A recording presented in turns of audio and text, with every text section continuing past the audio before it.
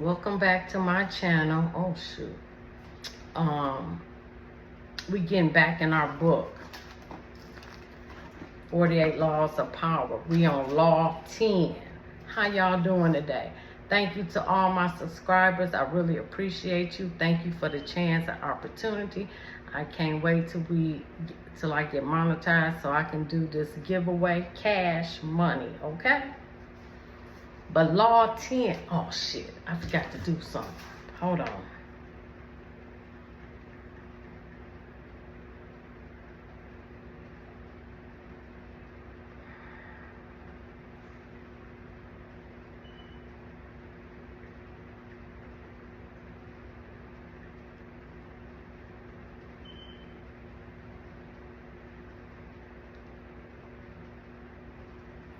So we on Law 10, infection, avoid the unhappy and the unlucky. That title blew me away. Just the title, because that is so true. It's based on the idea of emotional contagion, where emotions spread like a virus. The law suggests that associating with chronically negative people can negatively impact your mindset and circumstances. That is so true. Get the fuck away from them. The law doesn't advocate abandoning people during difficult times, but rather emphasizes protecting your own emotional state and fortune. Man, if that didn't hit me upside the head like a ton of bricks, it really did. You can die from someone else's misery. Emotional states are infectious as diseases. You may feel you are helping the drowning man, but you are only participating your own disaster. The unfortunate sometimes draw misfortune on themselves. They will also draw it on you. Associate with happy, fortunate instead. Damn. Wow.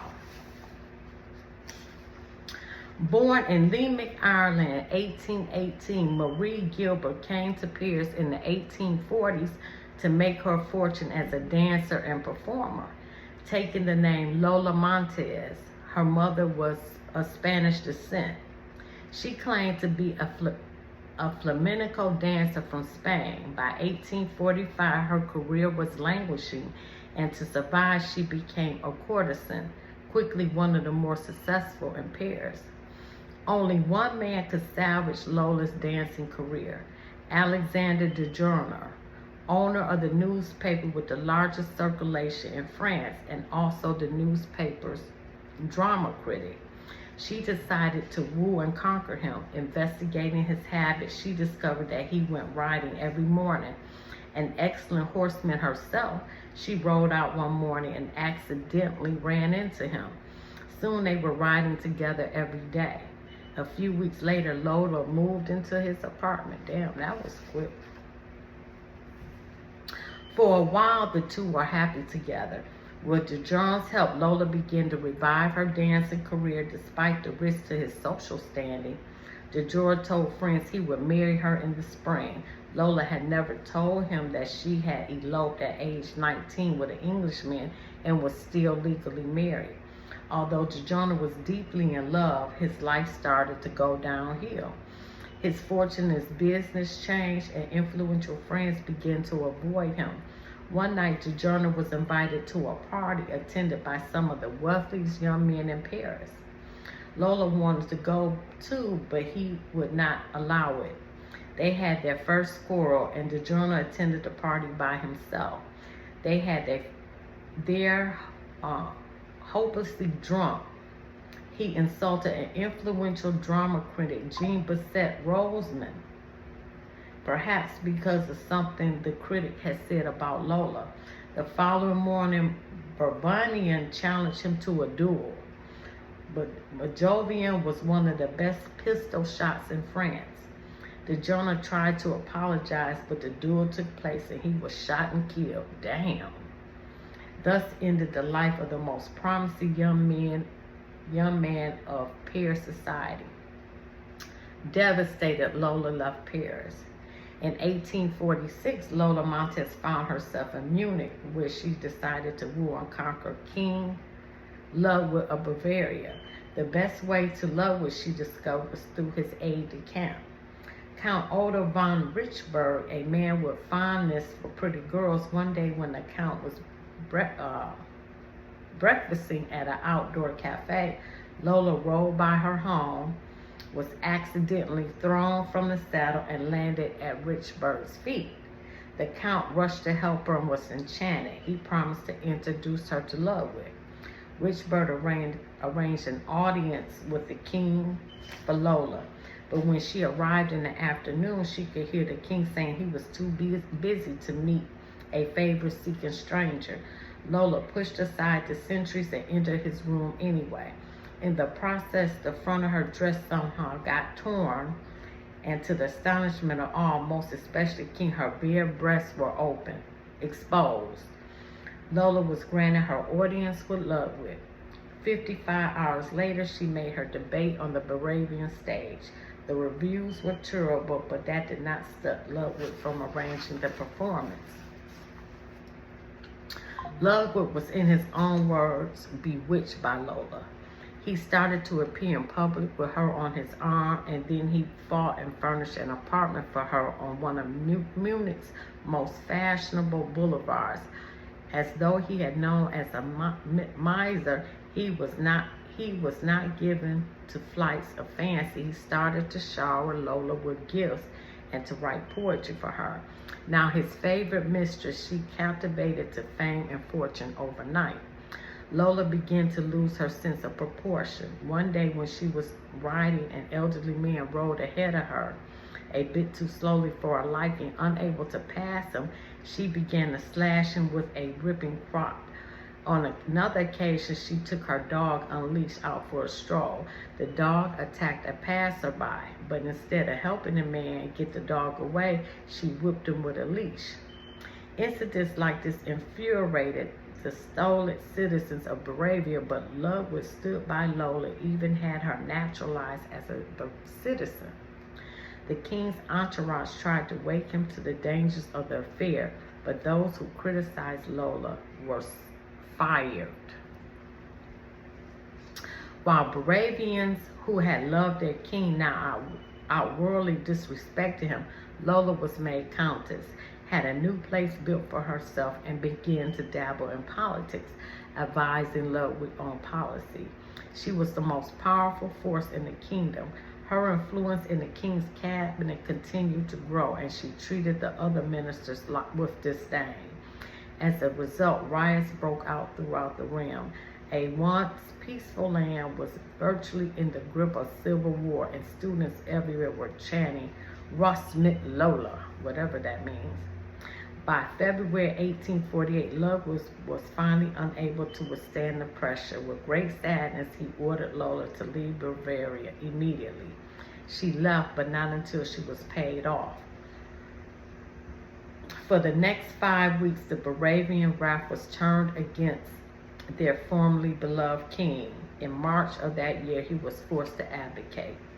Lola Montez moved to England. More than anything, she needed respectability, and despite being married, she still had not arranged a divorce from the Englishman she wed years before. She set her sights on George Harold, a promising young army officer who was the son of an influential barrister. Oh, my nose. Harold fell under her spell. They were married in 1849. Soon arrested on a charge of bigamy, she skipped bail, and she and Harold made their way to Spain. They quarreled horribly, and on one occasion, Lola slashed him with a knife. Finally, she drove him away. Returning to England, he found he had lost his position in the army. Ostracized from English society, he moved to Portugal, where he lived in poverty. Wow. After a few months, his short life ended in a boating accident. Damn, she had all kind of shit on her, didn't she? A few years later, the man who published Lola Montez's autobiography went bankrupt. In 1853, Lola moved to California. She then came to the United States. where she met and married a man named Pat Hull.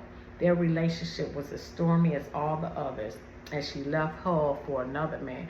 Damn, she had to be beautiful, all these men. He took to drink and fell into a deep depression that lasted until he died. 4 years later, still relatively young man, at the age of 41, Lola gave away her clothes and finery and turned to God. Wow. She toured America lecturing on religious topics, dressed in white and wearing a hollow-like white headgear. She died 2 years later in 1861. Lola Montez attracted men with her wiles, but her power over them went beyond the sexual. It was through the force of her character that she kept her lovers enthralled. Men were sucked into the maelstrom she churned up around her. They felt confused, upset, but the strength of the emotion she stirred also made them feel more alive. She was a narcissist. As is often the case with infection, the problems will only arise over time. Lois' inherent instability would begin to get under her lover's skin. They would find themselves drawn into her problems, but the emotional attachment to her would make them want to help her. Her problems were too deep. Once the lover identified with them, he was lost. He would find himself embroiled in quarrels. The infection would spread to his family and friends, or in case of Lovewood, to an entire nation. Wow. The only solution would be to cut her off or suffer an eventual collapse. The infecting character type is not restricted to women. It has nothing to do with gender. It stems from an inward instability that radiates outward, drawing disaster upon itself. There is also a desire to destroy and unsettle. You could spend a lifetime studying the pathology of infecting characters, but don't waste your time. Just learn the lesson. When you suspect you are in the presence of an infector, don't argue. Don't try to help. Damn. Don't argue. Don't try to help. Don't pass the person on to your friends, or you will become enmeshed. Flee the infector's presence or suffer the consequences. Damn.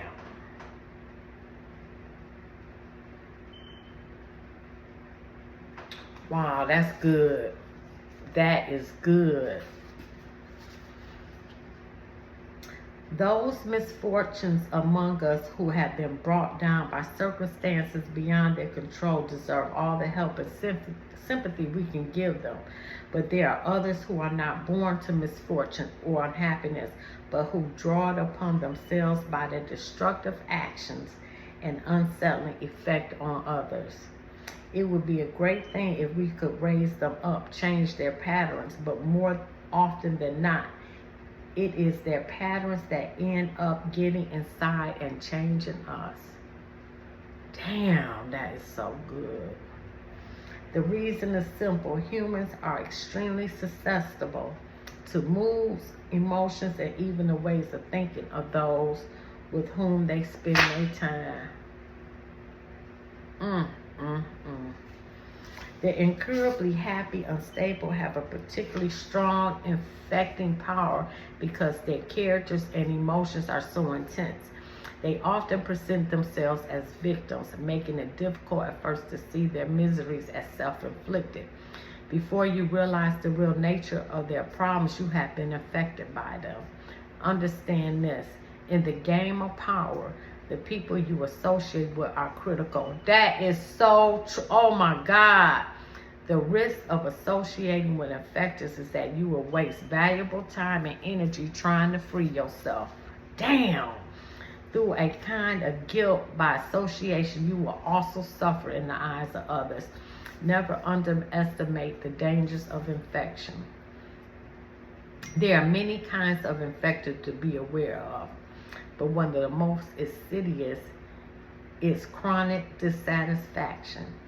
Cassius, the Roman conspirator against Julius Caesar, had the discontent that comes from deep envy. Damn. Oh my God. From deep envy. Damn. He simply could not endure the presence of anyone of greater talent, probably because Caesar sensed the man's interminable soreness. He passed him up for the position of first proctorship and gave the position to Brutus instead. Cassius broadened his hatred for Caesar, becoming pathological. Brutus, himself a devoted Republican, disliked Caesar's dictatorship. Had he had the patience to wait, he would have become the first man in Rome after Caesar's death and could have undone the evil that the leader had wrought. But Cassius infected him with his own candor, bending his ear daily with the tales of Caesar's evil. He finally won Brutus over to the conspiracy. It was the beginning of the great tragedy. How many misfortunes could have been avoided had Brutus learned to fear the power of infection? There is only one solution to infection: quarantine. Oh my God, that's what I'm doing now. Oh my God. Quarantine. Oh my God. But by the time you recognize the problem, it is often too late. A Lola Montez overwhelms you with forcible personality. Cassius intrigues you with his confiding nature and depth of his feelings. How can you protect yourself against such insidious viruses? The answer lies in judging people on the effects they have on the world and not on the reasons they give for their problems.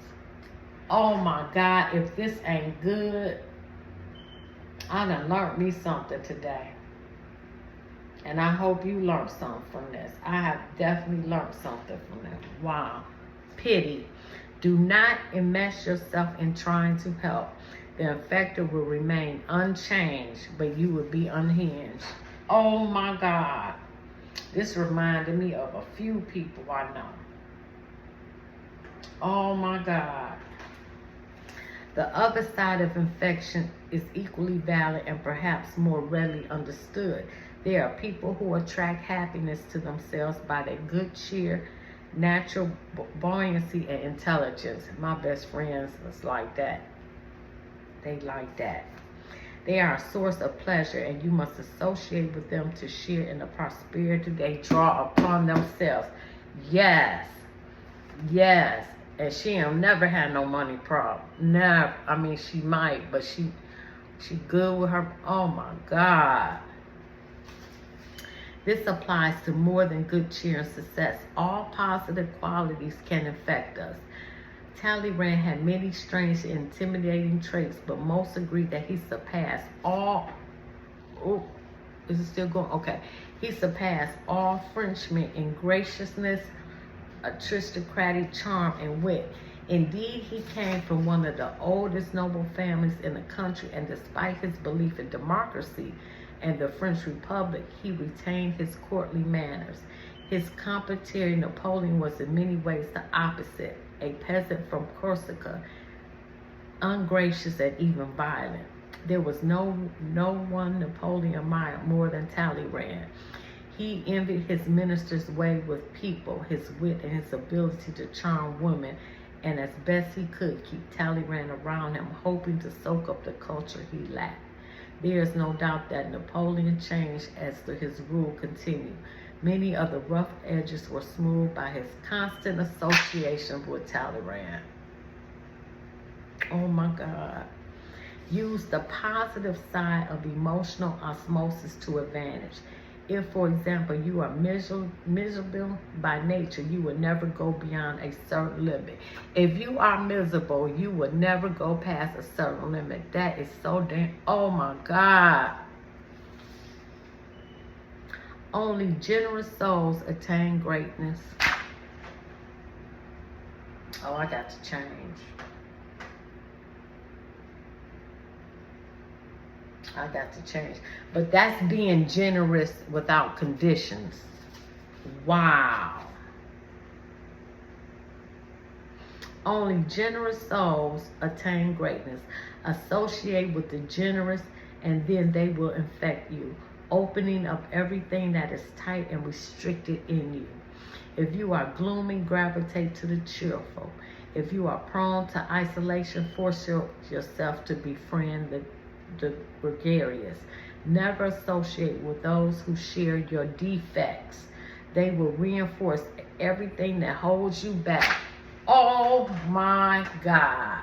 Oh my God. Only create associations with positive affinities. Make this a rule of life and you will benefit more than from all the therapy in the world.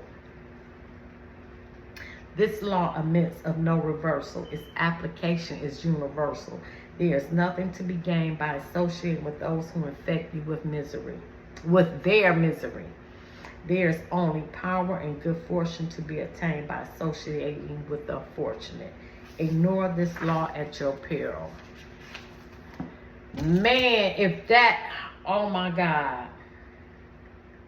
Oh my God, I've learned something today. And I'm going to ponder on this all day.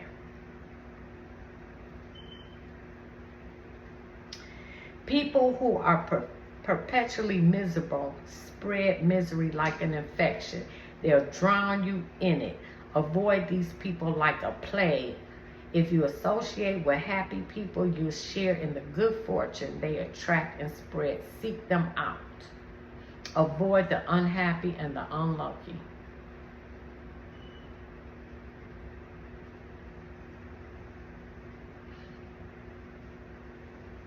When your goal is power, those you associate with can make or break you. If you associate with infectors, you'll waste time extracting yourself, and others will lose respect for you due to the guilt by association. Damn. One of the most dangerous type of infectors is the person who is perpetually dissatisfied and aggrieved. Watch for these characteristics of infectors. They bring misery on themselves and others. They exude discontent. They are tumultuous histories. They left behind a trail of failed relationships. They had unstable careers. They have charisma that overwhelms people, especially in their ability to reason. Whatever you do, don't feel sorry for them. You entangle yourself in trying to help while you're beside yourself with frustration. They'll carry on unchanged. That is so true. Watch out for infection. Avoid the unhappy and unlucky. There are people who attract happiness and spread it. Do everything you can to associate with those people, so you share the positive vibes and good fortune they attract. And like, share, subscribe, leave a comment, hit that like button. Oh my God.